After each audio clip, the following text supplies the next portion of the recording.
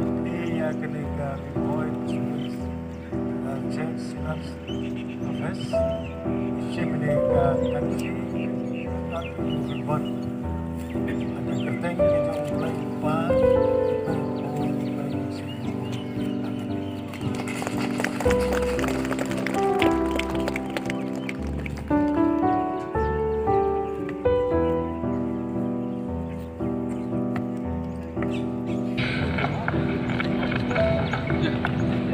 keliru ini utara jauh gede ke office at kerteng by the discourse Ting ada.